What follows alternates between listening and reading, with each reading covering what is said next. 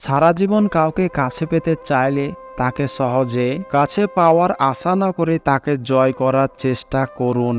আপনি মেয়েদের মর্যাদা দিতে শিখুন, তাতে আপনার সম্পর্কে মেয়েদের ভালো কিছু ধারণা আসবে। অনেকে মনে করেন প্রেমিকার সঙ্গে বন্ধুত্ব করা যায় না, কথাটি ভুল। আগে বন্ধুত্ব পরে প্রেম। ফেলে আসা জীবনে যেসব মেয়েদের সঙ্গে আপনার প্রেম ছিল সেসব গল্প নাই বা বলেন আপনার প্রিয়তমাকে।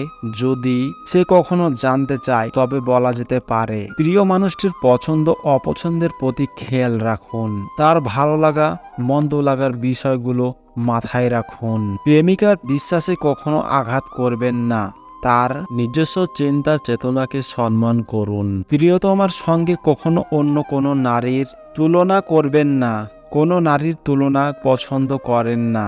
নিজের পরিবারের সম্পর্কে তার সামনে খোলামেলা আলোচনা করতে হবে, এতে মেয়েরা নিজেদের অনেকটা নিরাপদ মনে করে আপনাকে সৎ ভাবতে শুরু করবে। আপনার প্রতি সে দুর্বল হয়ে যাবে। আপনাকে একজন ভালো শ্রোতা হতে হবে, কারণ মেয়েরা কথার ছলে গল্প বলতে ভালোবাসে।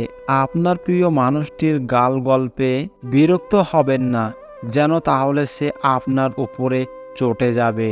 আপনার কথাটা তাকে বোঝানোর জন্য তাড়াহুড়ো করবেন না, কারণ মেয়েরা ধৈর্যবান ছেলেদের ভীষণ পছন্দ করে। প্রিয়তমার সঙ্গে কথা বলার সময় তার চোখের দিকে তাকিয়ে আবেগ প্রকাশ করে কথা বলুন, এতে মেয়েরা খুশি হয়। এটি মেয়েদের ভীষণ পছন্দ।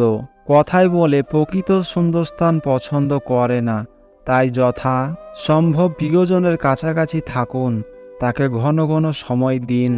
আপনার মনে বেদনার পাহাড় জাগতে পারে, তাই বলে সবাইকে বলে কয়ে বেড়াবেন এমন নয়। প্রিয় নারীকেও আপনার দুঃখ কষ্ট বুঝতে দেবেন না, বরং হাসি খুশি থাকুন, এতে আপনাকে দায়িত্ববোধশীল ভাববে। প্রিয়তমা শরীরের মোহে না পড়ে তার মনের গুরুত্বব্য দিন। শরীর বৃত্তয় ভালোবাসা দীর্ঘস্থায়ী হয় না।